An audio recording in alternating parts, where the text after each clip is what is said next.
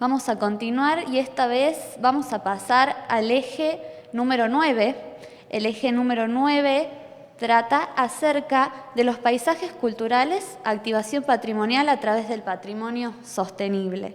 Y vamos a invitar que pase adelante el licenciado Luis Ticera, responsable de la Reserva Cultural y Natural Cerro Colorado. Él nos va a hablar y va a exponer acerca del plan de manejo y gestión de Cerro Colorado en Córdoba. Bueno, muchas gracias. Buenas tardes a todas, todos. ¿Arrancamos? Bueno, el título de la ponencia, como está ahí en las indicaciones, difiere un poquito de esto, porque básicamente lo que yo quería hablar, y me voy a dar por satisfecho si logro ese objetivo pequeño, es transmitirles ciertas experiencias que están vinculadas al manejo de un sitio o de un área que es una especie de parque arqueológico. Decimos especie porque tenemos una ley que recién estamos tratando de aplicar en el territorio, con ese nombre y con esa figura de parque arqueológico. Y he visto en otras ponencias que hay una serie de propuestas muy interesantes de cómo llevar, ¿no?, a ciertos sectores donde tiene esta potencialidad arqueológica muy marcada, cómo llevarlo a propuestas de visitación o a crear reservas o parques arqueológicos. Acá nosotros partimos de un área geográfica donde ya tenemos instalado un parque que tiene varias décadas, ¿no? Ya partimos con ese paradigma al que se quiere llegar. Hay una masa crítica de visitantes que ya viene con su propia inercia, y ese paradigma al cual se quiere arribar, que es lo que fundamenta en cierta forma la existencia de estos parques arqueológicos, para nosotros más que un punto de llegada es el inicio de una serie de problemas, de las cuales algunas las vamos a plantear aquí, ¿no? Para quienes no conocen, Cerro Colorado es bastante conocido, por lo menos de nombre, lo vamos a ubicar geográficamente. Esto es el norte de Córdoba, está ubicado en el norte, muy cerquita de los límites con Santiago del Estero. Está a 160 kilómetros de lo que sería la capital, que es esta mancha gris que está aquí. Está equidistante, a una distancia bastante similar de lo que son las Salinas Grandes a la izquierda, que son Salinas Grandes sobre el lado cordobés y riojano, y las Salinas de Ambargasta. Está a unos 50 y 60 kilómetros. Y después a unos 70 kilómetros está el mar de Ancenusa o la laguna Mar Chiquita. Esto reténganlo porque estos son dos grandes motores que producen salinidad o sales, y eso lo vamos a ver después cuando abordemos el tema de los problemas alterológicos que tenemos en las pinturas, ¿no? Bueno, básicamente esa es la forma de la reserva, ese polígono bastante irregular, que abarca unas 3.000 hectáreas. Eso serían los límites formales de la reserva, que a su vez tiene un área de amortiguamiento o área buffer, como se llama, de otras 80.000 hectáreas. Sabemos que las áreas de amortiguamiento o área buffer son fundamentales para que una reserva pueda funcionar. Si nosotros tenemos una preservación de fauna en esas 3.000 hectáreas, la fauna se mueve en distancias mayores a ese espacio. Entonces entra y sale en esos rangos que son las 80.000 hectáreas, y sabemos que si nosotros, por ejemplo, aplicamos una serie de restricciones, aquí, por ejemplo, que no se puede fumigar glifosato, estamos muy cerca de la frontera agrícola cordobesa, no podemos tener un límite donde haya glifosato y a los 50 metros empiece la reserva, porque habría afectaciones por el viento y eso. Entonces, las 80.000 hectáreas de área buffer son un lugar donde hay una serie de restricciones que son un poquito más laxas que en la reserva. Es como que la reserva es todo no y prohibido, y en esas 80.000 hectáreas hay un cierto control. Se permite agricultura que no intensiva, digamos, o también una ganadería a una escala más baja, ¿no?, y más controlada. Vamos con la siguiente. Bueno, básicamente lo que ha hecho famoso al Cerro Colorado, ¿no?, a nivel arqueológico y turístico, ha sido sus pinturas rupestres, ¿no?, que es una de las materialidades más significativas o conspicuas que tiene el lugar, ¿no?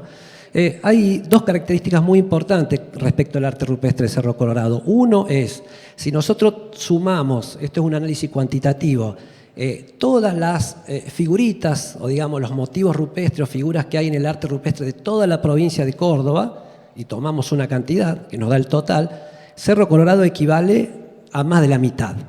Es decir, que hay más figuras en un pequeño sector de 3.000 hectáreas concentradas que en todo el resto de la provincia.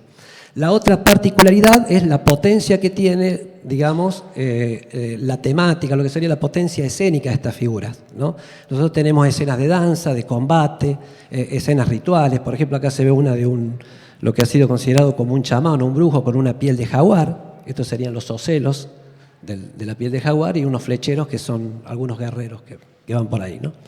Y otra particularidad, la siguiente, es el sitio dentro de Argentina que tiene la mayor cantidad de representaciones del conquistador europeo, ¿tá? Esto nos habla de dos cosas, de que estas pinturas son del siglo XVI, del momento de contacto indígena. Eso se puede encontrar en muchos sectores de Argentina, y en el noroeste, en el Nahuel Huapi, pero no en la cantidad de figuras que aparecen aquí. También en escenas bastante complejas, ¿no? Se ven cuerpos de infantería, jinetes a caballo, escenas de combate y otras cosas, ¿no? Las dataciones que hemos tenido de las pinturas, digamos de contextos vinculados a los sitios o los abrigos que contienen pinturas, nos están dando fechados. Hay muy poco fechado en el cerro, creo que 4 o 5 apenas, pero están en un arco que van entre el siglo IX y el siglo XIII. De todas maneras, si nosotros vemos este tipo de escenas de conquistadores, sabemos que esto se prolonga hasta el siglo XVI, ¿no? La siguiente. Marco legal, esto es una parte importante de cualquier declaración o puesta en valor de los sitios. Desde ya vamos, valga la redundancia de aclarar las declaraciones. Esto, si no tiene lo acompaña alguna política o toma de decisiones, esto es letra muerta, pero sí nos sirve para esas tomas de decisiones o para aplicar políticas territoriales como una herramienta fundamental en lo jurídico. Nosotros la primera declaración que hubo sobre la reserva de Cerro Colorado fue declararla como parque arqueológico y natural en el año 1957. Esa declaración dio a entender, dentro de las unidades de conservación que se querían poner en valor, se hablaba de vestigios antropológicos, y fue bastante genérico y no se entró en detalle en describir qué eran estos vestigios antropológicos. Hay una segunda resolución, la 271, que es de 1974. Esta es puramente, tiene que ver con cuestiones ambientales, que declara al Cerro Colorado como bosque permanente, y aquí aparecen las 3.000 hectáreas, el sector que hoy es lo que contiene la reserva. O sea, se fundó sobre eso. La reserva se declara como tal en 1992. Esto es un poquito más específico con las cuestiones arqueológicas, porque ya no solo nombra las pinturas y las describe como tales, sino que también menciona a otras materialidades arqueológicas sin definirlas o describirlas, pero ya está mencionando que es más amplio lo que se tiende a proteger. Y lo último, que también tenemos como muy importante, es esta resolución que nosotros la llamamos el ROC, por sus iniciales, que es un régimen que ordena todas las áreas naturales protegidas de la provincia, pero que tiene de importante que empieza a dar las primeras regulaciones, como por ejemplo aforo, cantidad de personas que pueden ingresar a los sitios de visitación, y algunos controles que tienen que ver con mantener esto del bosque permanente, ¿no? No puede haber tala, y actividades que puedan impactar el ambiente, ¿no? Vamos a lo siguiente. Las leyes de expropiación son las últimas 2 leyes que se han votado a nivel provincial. Esta 2014 viene un poco lenta, esta ley de expropiación, es la que, quiero aclarar algo antes, todos los sitios arqueológicos hasta que se votó esta ley estaban en territorio privado. Entonces, el Estado, que tiene un museo arqueológico con un personal que realiza visitas en el territorio, tenía que consensuar con los propietarios para poder acceder a esos sitios. Incluso se realizaron, a partir de la ley de reserva del 92, algunas intervenciones, como que se hicieron algunas pasarelas o accesos, y eso se hacía sobre territorios privados, ¿no? Una particularidad que tiene el Cerro Colorado es que, aparte de este museo con ese personal que tiene 7 guías que son pagados por la provincia y hacen el recorrido de los sitios, hay un cuerpo de guías que son habitantes locales, en este momento son 8, tenemos ya casi aprobado 2 más, o sea que estamos en un cupo de 10 personas, que ellos también realizan las visitas y cobran por sí mismos, ¿no? Ya vamos a hablar cómo se organiza esto privado y público, ¿no? Que a veces entran en conflicto estos campos.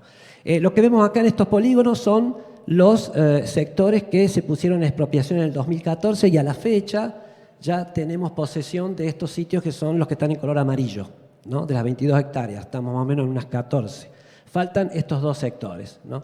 Y en el año 18 se votó una ley que declaraba dentro de la reserva la fundación de un parque arqueológico. Eso nos agarró la pandemia y viene todavía sin implementarse, pero ha dado los lineamientos y fundamentos para crear un centro de interpretación de gran envergadura, ¿no?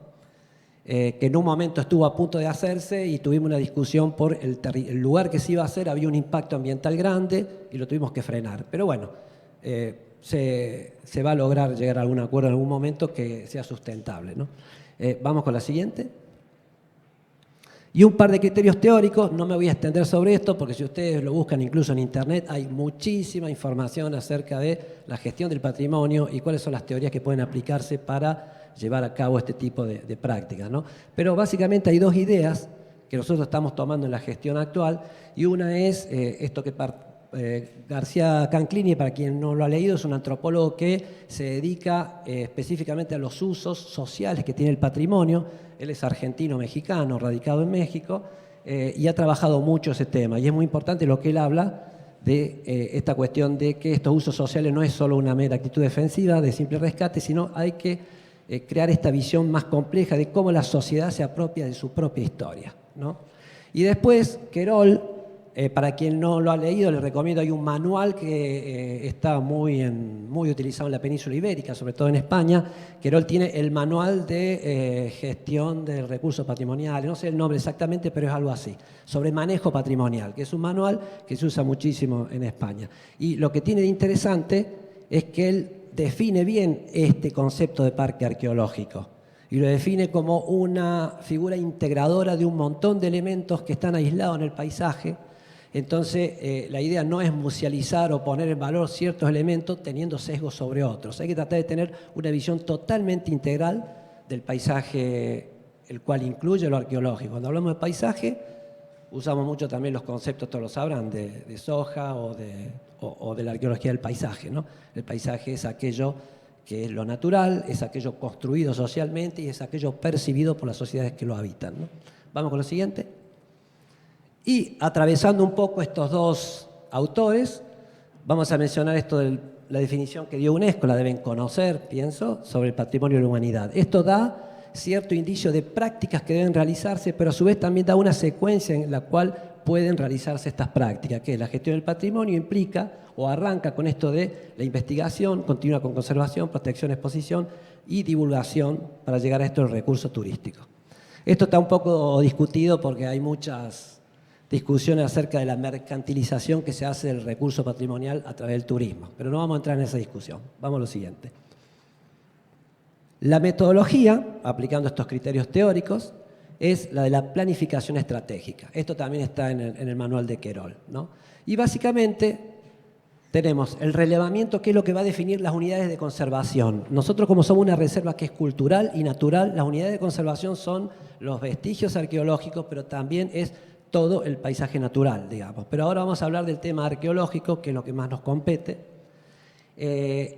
Luego hay un diagnóstico que es entrar a detectar las problemáticas que pueden registrarse en esas unidades de conservación. Y tercero, hay una propuesta que siempre tiene que ver con las mejoras o cómo llevar a cabo, digamos, poder solucionar los problemas planteados en el diagnóstico. Esto que da un orden, en cierta forma, una secuencia que parece que habría que ir del relevamiento al diagnóstico, de la propuesta, ¿no? Esto es una teoría. En la práctica, en realidad, se va trabajando todo al mismo tiempo. ¿Por qué? Porque el relevamiento depende de la intensidad de estudio que yo tenga sobre el bien que tengo que estudiar. Y eso yo empiezo en un trabajo, en un área arqueológica, y una cosa que yo tengo no tenga arqueólogos disponibles para hacer trabajos. La segunda es si el arqueólogo va a hacer prospecciones superficiales. La tercera, si va a excavar y va a acceder a contextos estratigráficos. Entonces ahí el conocimiento va aumentando o va increyendo, ¿no? Entonces, a la medida que aumenta el conocimiento, también se puede potenciar el diagnóstico, ¿no? Así que en realidad hay que ir trabajando esto, no en ese orden, sino de forma sincrónica, ¿tá? Lo mismo con la propuesta, va surgiendo a la medida que se van detectando problemas. Los diagnósticos que teníamos acerca del estado de nuestros bienes hace 6 años no eran los que tenemos ahora, ¿no? Y eso porque ha habido un intensivo estudio en cada uno de los sitios, y ahora vamos a entrar a ver qué tipo de estudios hemos hecho y qué resultados han arrojado. Vamos al siguiente. Bueno, Hablamos que las unidades de conservación incluye también todo lo que es lo natural, pero que no lo vamos a trabajar o tratar en esta parte, que nuestro foco es lo arqueológico. Y nosotros consideramos a las unidades de conservación como las modificaciones efectuadas en el paisaje por las poblaciones indígenas que habitaron el territorio antes de la instauración del sistema colonial, ¿no? Algunos verán que había algunos motivos rupestres de la época colonial. Acá hablamos de la instauración del sistema colonial. Es decir, no, el periodo de contacto también entra adentro, porque en tanto no se logra instaurar el sistema colonial, hay prácticas sociales indígenas que siguen vigentes y son como prácticas de resistencia, entendidas en esos términos, ¿no? Entonces, habíamos visto que en el año 92 básicamente se hacía mucho énfasis en el arte rupestre como la gran unidad de conservación, y en los últimos tiempos los relevamientos han ido aportando información de otras materialidades arqueológicas que son muy importantes, que son las instalaciones para la molienda. Nosotros tenemos ahí una concentración muy grande, tal vez la segunda más grande de la provincia. Hay una que estudió aquí Pastor, que está muy cerca de Carlos Paz, y estamos viendo ahora las instalaciones de molienda con Sebastián y estamos arriba de las 600, por ejemplo. O sea que, y después la dispersión de artefactos y desechos, lo cual permite predecir que hay contextos estratigráficos. Esas áreas donde hay esa dispersión de materiales arqueológicos son áreas que han sido habitadas o utilizadas y se han realizado distintas prácticas. O sea que también son lugares donde el paisaje ha sido modificado en cierta forma, ¿no? Ha sido alterado en su época, ¿no? Vamos con la siguiente. Acá tenemos más o menos, tomamos un sector sur de la reserva. Vean esto, esta es la comuna de Cerro Colorado, es un poblado de 360 habitantes, ¿no? Miren, en este caso, que es un área donde están dispersa una concentración de sitios con arte rupestre, la proximidad con las zonas residenciales, ¿no? Esto es un problema también, ¿no? O sea, es como que la misma población de Cerro Colorado se ha construido sobre el sitio arqueológico que es Cerro Colorado. A veces eso está a una cierta distancia, a una cercanía, que tenemos vecinos y tienen en sus trasfondos las pinturas rupestres o otras materiales arqueológicas. Bueno, acá está todo junto. Los cuadraditos amarillos indican instalaciones para la molienda en los casos que son instalaciones comunitarias. Es decir, estamos hablando de grupos de por lo menos 10 morteros, que no uno o dos aislados, porque si no esto se llenaría de puntitos de marcas amarillas. Y estos son sectores donde tenemos dispersión de material arqueológico en superficie, que pueden haber sido sitios residenciales, tal vez, ¿no? Y que hay contextos estratigráficos potentes ahí. Si nosotros superponemos estas tres fotografías, vamos a ver que hay un entramado de capas, ¿no? Una arriba es una especie de palimpsesto que da un poco la idea de la complejidad de lo que es el paisaje arqueológico de Cerro Colorado, ¿no? Y siempre vinculado a la parte residencial. Vamos con otra. Bueno, la primera parte, como decíamos, esto que planteaba la UNESCO, lo primero es el estudio o el conocimiento de estas unidades de conservación. En este momento y en los últimos 4 años nosotros tenemos 4 líneas de estudio. Una es de carácter arqueológico, se están estudiando no solo las pinturas rupestres, sino también los contextos estratigráficos en que se están haciendo excavaciones, ¿no? ¿Qué hacía la gente cuando no pintaba? ¿Qué otras prácticas sociales tenía aparte de pintar, que eran bastante amplias? Eso ha dado algunos conocimientos importantes. En Córdoba, por ejemplo, se halló la primera presencia del consumo de quinoa andina en Cerro Colorado, que hasta ahora no se había conocido. Este trabajo lo lleva a cargo la doctora Andrea Recalde.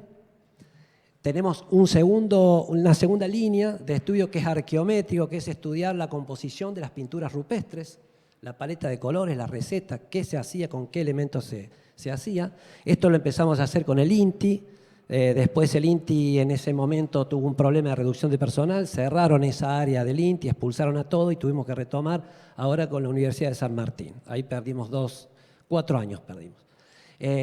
Otro es de carácter geológico. Algunos dirán, bueno, ¿esto qué tiene que ver con la arqueología? Bueno, la geología nos permite definir la matriz en la cual están insertas las materialidades arqueológicas, así que es una ciencia auxiliar muy importante para la arqueología. Dentro de esto va a tener una mención especial posteriormente, dentro de 2 filminas, algo de geoarqueología que ya les voy a comentar.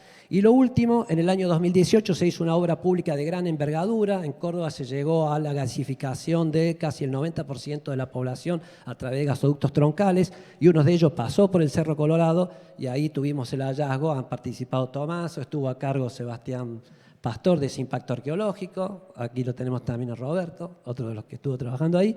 Y se produjo el hallazgo del área funeraria más grande de Sierras Centrales, donde hasta ahora tenemos en una zanja que tiene menos de 2 cuadras, 79 individuos enterrados, ¿no? Un mínimo de eso. Eso hizo que se generara un pequeño laboratorio de campaña que ya quedó instalado en el cerro.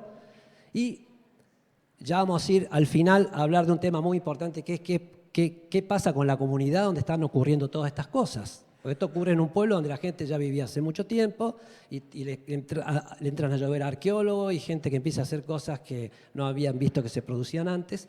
Y entonces una de las cuestiones que la comunidad planteó fue, cuando se extrajeron todos estos restos humanos, era que no se movilizara ninguna de estas personas que fueron, ¿no? O ningún material fuera del Cerro Colorado. Por lo tanto, se tuvo que montar este laboratorio ahí y de ahora en adelante sabemos que cualquier trabajo que quiera hacer un arqueólogo en Cerro Colorado no puede llevarse los materiales y tiene que trabajarlos ahí, a pedido de la comunidad, ¿no? Vamos con la siguiente.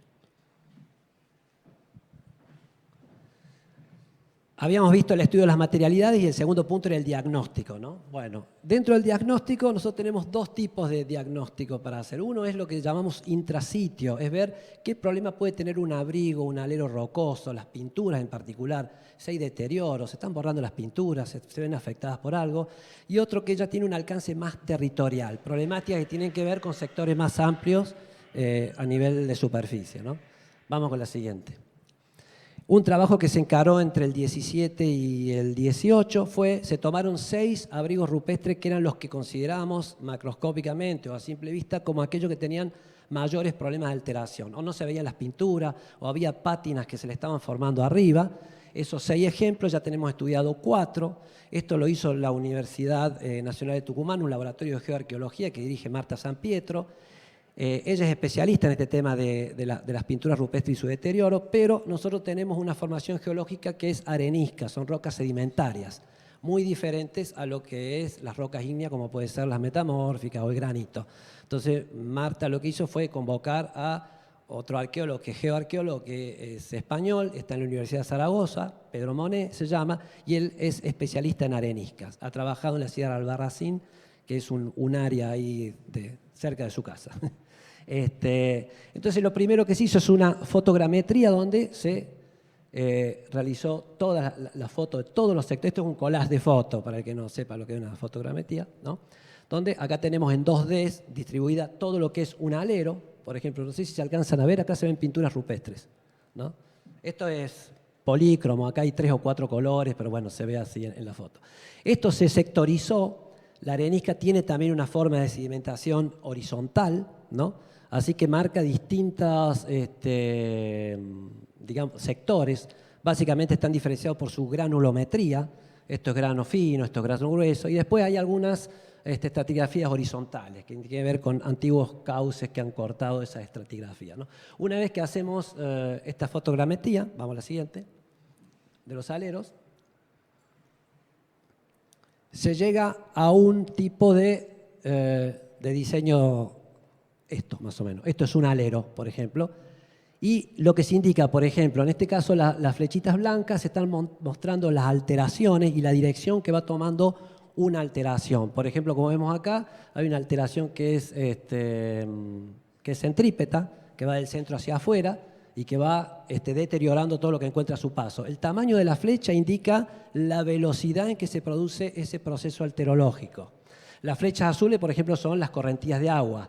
En estos casos, todo este color negro está indicando presencia de vegetales porque siempre hay humedad por el chorreo de agua. Esto no hay ningún problema cuando no hay pintura rupestre. Las pinturas están acá abajo o pueden estar en estos nichos alveolares, ¿no? Vamos con otra. Esta la pasamos rápido para ver otros ejemplos. Acá aparecen otros problemas como, por ejemplo, proliferación de vegetales o musgos que se dan en ciertas condiciones. Vamos con otra. Acá lo mismo, pero esto es un avance centrípeto, digamos. En vez de hacia afuera, va desde los bordes de los paneles rupestres y acá tenemos pintura. Esto es lo que más problemas nos está provocando, ¿no? Bueno, esto es definir como si fuera una patología. Yo tomo al abrigo rocoso como un paciente y le hago un estudio patológico y defino esas patologías, que en este caso van variando de alero a alero. Hay cosas que se dan un poco en todas partes, hay cosas que son particulares de cada sitio. Por eso hay que tomar un grupo de aleros. En este caso tomamos 6. Y hemos podido observar que hay patologías de ciertos aleros que están presentes solo en ese lugar y no en otro. Y eso tiene que ver con condiciones estructurales de la roca y condiciones de exposición ambiental. Vamos con la siguiente. Otro problema de diagnóstico, esto que veíamos era lo que hablábamos de intrasitio. Tenemos problemas a escala un poco más territorial, la presencia de ganado doméstico. Ustedes tengan en cuenta que cuando se fundó el parque arqueológico, se creó la reserva, acá había gente que por generaciones ya venía habitando el lugar y tenían sus prácticas muy vinculadas a su sustento o economía. El Cerro Colorado hoy podríamos definir que mantiene una economía campesina residual, o podríamos decirla en transición. En la medida que aumentó el turismo, la gente ya dejó de utilizarlo como recurso principal de supervivencia, pero es un complemento en los propios ingresos de la vida. ¿Y qué pasa? Los sectores donde tenemos las pinturas rupestres son muy amplios y la gente usa esos lugares para meter sobre todo las cabras. Hay cabras y ovejas y lo usa para pastar, ¿no? Entonces, una de las cuestiones que planteamos en la medida que hemos ido expropiando, tenemos ahora la potestad de alambrar esos sitios, y eso se planteó en algún momento, pero era dejar a esta gente sin ese recurso. Entonces lo que se está tomando como una solución intermedia para que la gente pueda continuar con estas prácticas de pastoreo es tratar de hacer cierres en las áreas de amortiguamiento y solo en aquellos aleros que se vean afectados por el ganado doméstico. Hemos observado que el ganado doméstico afecta hasta 1,30 m aproximadamente, sobre todo la cabra, porque se raspa con el pelaje. Sitio donde tenemos pintura arriba de 1,30 m no hay ningún problema. Entonces hay que buscar de tratar de cerrar. Recién ahora hemos cerrado el primer sitio, esto lo estamos haciendo ahora porque la pandemia lo impidió, con una malla de alambre, digamos. Hasta ahora manteníamos solo una especie de cerco vivo, que es lo que usan ahí, pero lo saltan las cabras. Así que hay que hacerlo, lo saltan. Los cercos de alambre. Vamos con el próximo. Flujo de visitantes, esto es lo que le hablaba, lo que muchos están ansiando cuando empiezan con una propuesta de parque arqueológico es llegar a una masa crítica de visitantes que pueda fundamentar la existencia de ese parque. Bueno, es lo que para nosotros es un problema ahora. Lo que ven acá hemos dividido en 2 colores. Magenta indica, por ejemplo, el turismo educativo, que en el Cerro Colorado es muy importante. En Córdoba, 5º grado, tenemos la currícula sobre pueblos originarios y una de las visitas de campo que hacen los chicos de 5º grado es ir a ver las pinturas del Cerro Colorado. Pero ustedes ven, lo verde serían turistas particulares. El turista particular tiene más o menos un patrón más o menos estable de distribución en todos los meses del año. Ahora, ¿qué pasa? El turismo educativo es como que colapsa entre septiembre y octubre, son meses pico. Entonces nosotros tenemos en un solo día de octubre 600, 700 chicos diarios.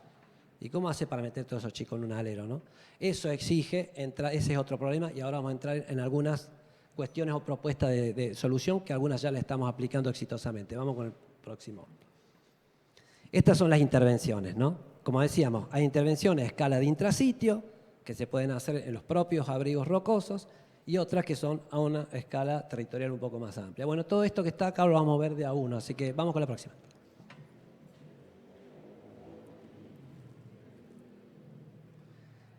El tema del flujo de visitantes, ¿cómo se regula? Zonificación, ¿no? Hemos establecido 3 niveles de zonificación. Esto tengan en cuenta que cuando no teníamos la propiedad del territorio era muy difícil hacerlo por ahí, porque hay vecinos que por ahí llaman a un guía privado y dice, bueno, entra gente ahí y yo, vamos a media y bueno, y terminaban comerciando con eso.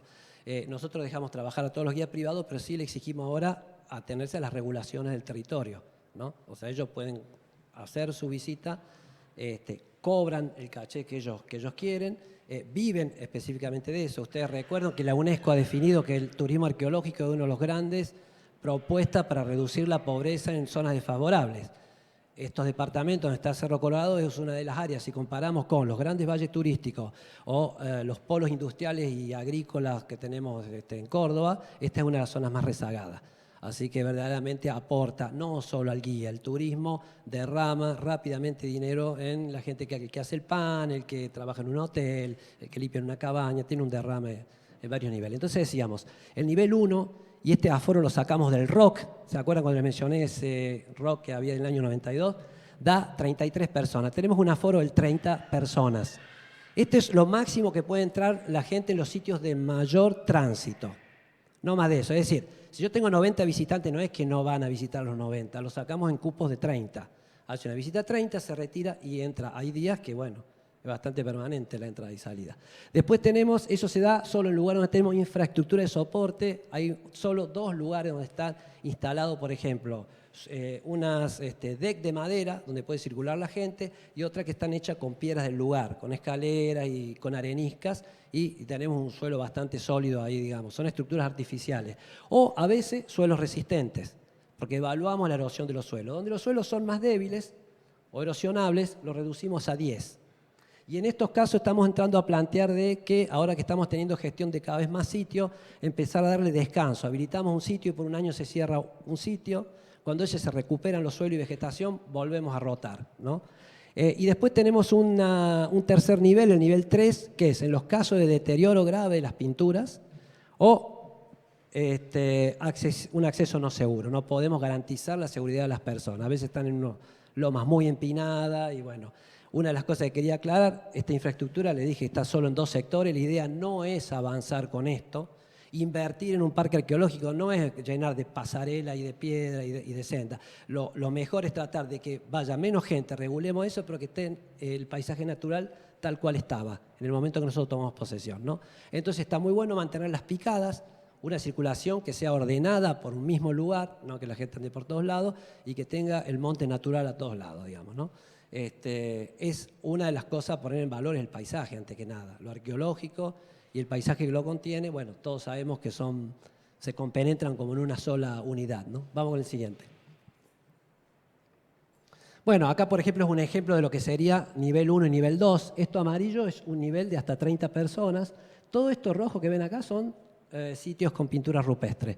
Todo esto tiene una estructura, por ejemplo, de pasarelas de madera, ¿no? Y en algunos casos esto es lo que yo le hablaba de instalaciones con roca. Esto que ven acá son areniscas, son las mismas rocas que componen los cerros de Cerro Colorado. En el año 92 o hasta esa época, una de las actividades de ingreso económico era la explotación de esa piedra. Obviamente en el año 92 al declararse reserva se prohibió el uso de esas piedras, han quedado varias canteras con mucho material o detrito que es utilizado para hacer estas cosas. Y los artesanos sacan, porque esta es una excelente piedra de afilar, de grano fino, y los artesanos venden estas cosas. Como ven acá, los blancos son niveles 2. Estos niveles 2, por ejemplo, acá no hay ningún tipo de infraestructura. En este caso se accede por acá, estos son suelos mezclados con rocas, y esto, por ejemplo, es una gran plancha de arenisca, ¿no? Acá van 10 personas, porque estos suelos son erosionables, acá hay desgaste. En este caso no es erosionable, pero por ejemplo esta cueva tiene una cavidad muy acotada, entonces no puede meter 20 personas en una cueva donde estás muy en contacto con las pinturas, ¿no? Vamos con el próximo. Entonces, esto por ejemplo es una idea interesante para el caso de los llanos, que ahí estamos viendo que están por armar el parque arqueológico. Nosotros tenemos 2 tipos de configuraciones de cómo se distribuyen las pinturas en el paisaje. Esto que le llamamos alta densidad, por ejemplo, es donde vos en pocos metros ves un montón de sitios. Creo que esto tiene 700 metros y se visita cerca de 8 paneles potentes con pintura rupestre. Una parte de esto acá está instalado como la D que le decía, y esto es un recorrido a pie, ¿no? Ahora, ¿qué pasa? Vamos a la siguiente filmina. Hay lugares donde, por ejemplo, acá tenemos, esto está a 2 kilómetros del centro de Cerro Colorado y tenemos una caminata de 800 metros para ir a ver una pintura, 2 sitios pintados, ¿no? En este caso, es como que, digamos, en el turismo arqueológico la gente va a ver pintura y lo lleva a ese sitio donde hay un panel al lado de otro, se va satisfecho. Acá vos tenés un gran trecho para ir a ver 1 o 2 pinturas. Entonces lo que se pone más en valor es las vistas panorámicas, el paisaje, la geología. Se atraviesa un hermoso bosque de matos. Mato es una planta de la yunga, es un pariente de la rayán, digamos, de la zona boscosa de Yunga, que tenemos grandes bosques ahí en el Cerro Colorado, una especie de parche austral que no tendría que estar en Córdoba, pero apareció ahí, digamos. Entonces vamos sumando otras unidades donde la pintura no es el objetivo final, sino que es parte de un recorrido. Ustedes lo saben, cualquier operador turístico ha planteado que el turismo es una experiencia sensorial antes que nada. Entonces, en esa experiencia sensorial, el objetivo no es llegar a un punto, es todo el trayecto o la movilidad que yo tengo para llegar a ese punto. Todo eso me transmite vivencias y se puede hacer eso. Vamos con el siguiente.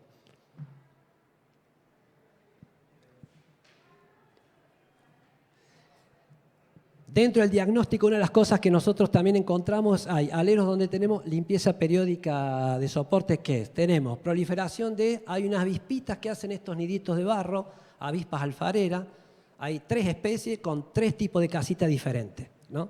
Y tenemos también proliferación de tela de araña. A veces en un mismo alero tenemos mucha tela de araña y mucho nido de avispa alfarera. ¿Por qué? Porque la avispa come la araña. Y esto se da en lugares donde tenemos vertientes que fluye agua. Así que hay todo un combo ahí que todo se potencia para que esté esta cosa explosiva. ¿Esto qué pasa? Es una cosa que la hacemos anualmente.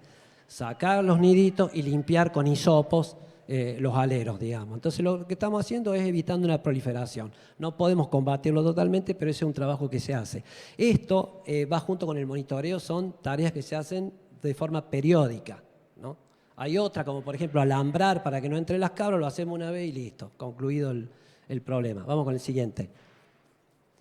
Después, otra cosa, el desvío de correntías. Esto fue a partir del trabajo que hicimos con la gente de Tucumán. Ustedes pueden ver acá.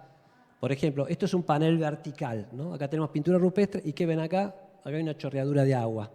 Nosotros, esto viene filtrando de atrás de la roca, ¿no? Esta roca viene con muchos elementos carbonáticos y va formando una película, una costra, que una vez que te tapó la pintura no hay forma de acceder, se endurece como la piedra.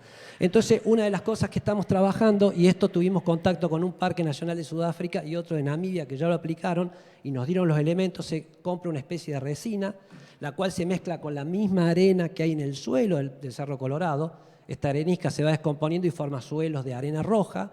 Entonces, a nivel textural y a nivel visual, tenemos una pasta que tiene la misma forma y la textura de la roca.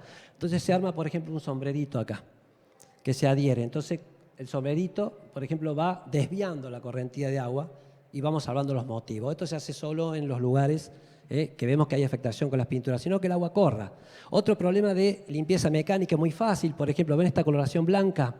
Nosotros acá tenemos filtraciones de agua cuando llueve y como hay contacto con la tierra, acá se ve bastante vegetada esta parte, por ósmosis o capilaridad va subiendo el agua porque la arenisca es muy porosa, es como una esponja y chupa el agua y te empieza a cubrir los motivos. Entonces acá se produce una pequeña excavación de 10 centímetros, se separa la tierra, que el agua pase por abajo y no entre a tocar la roca.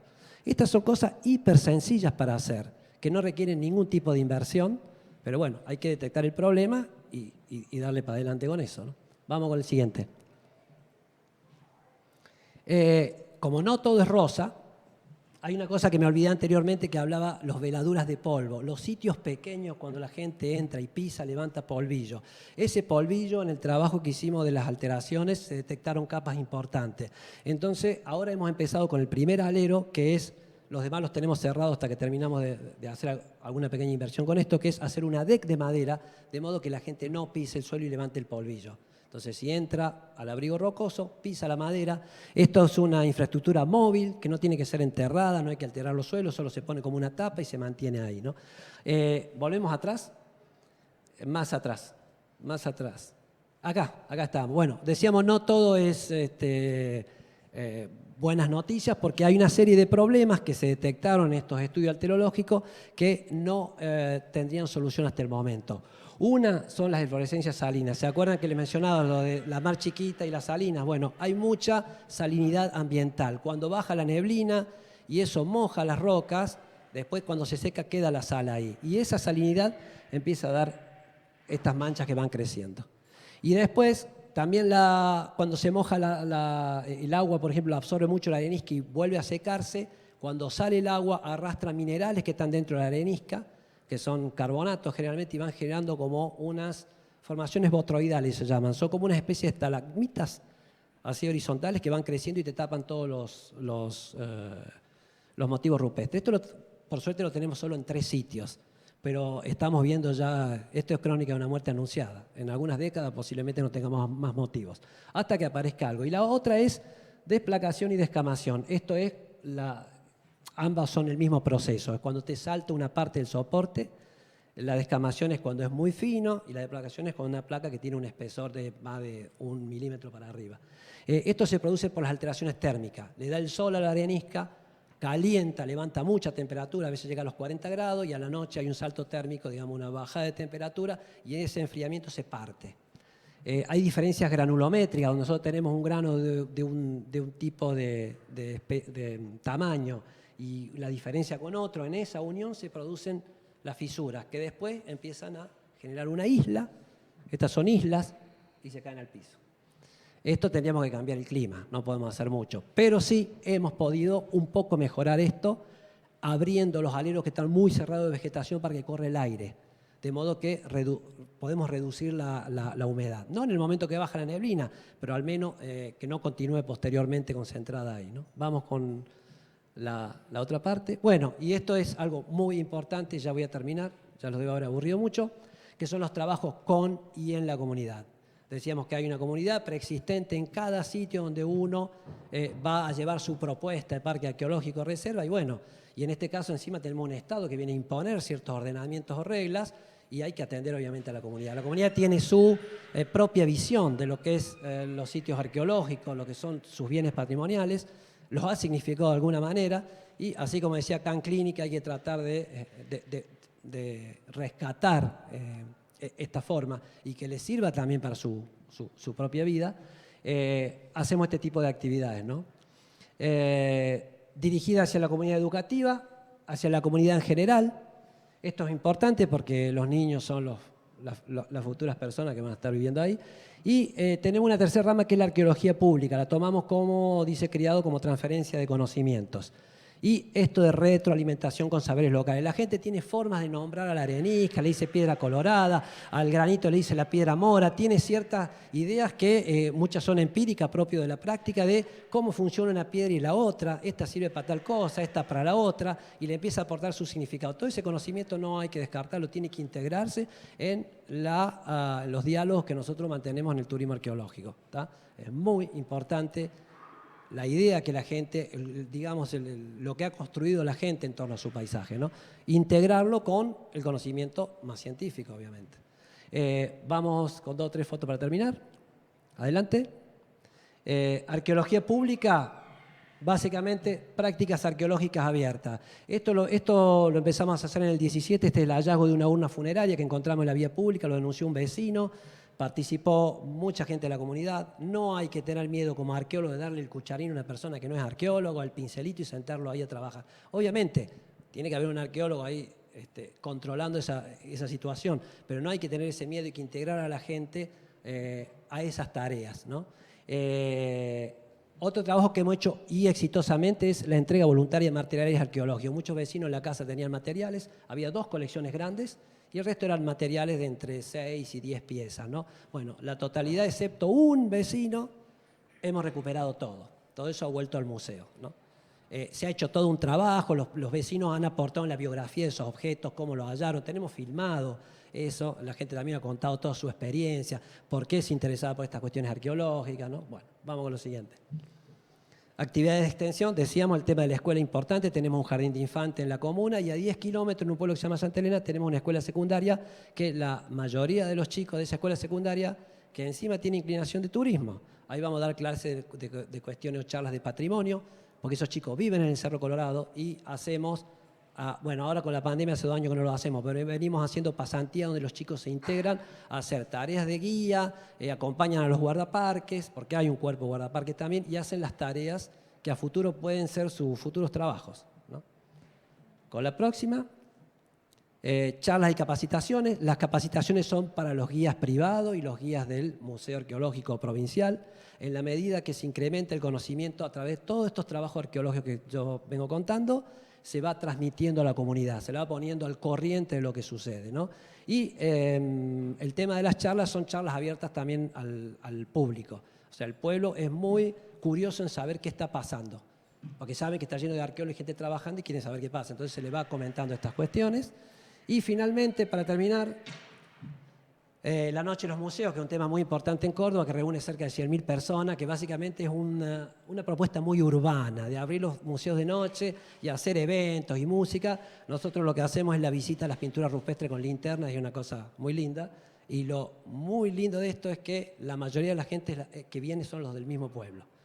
Por ejemplo, el año pasado fue virtual, pero los 2 años anteriores vino gente incluso de más de 70 años que iba a sitios que no conocía, de su propio lugar de pinturas rupestres. Los conoció de noche, en una situación media rara, pero lindo. Bueno, eso es todo.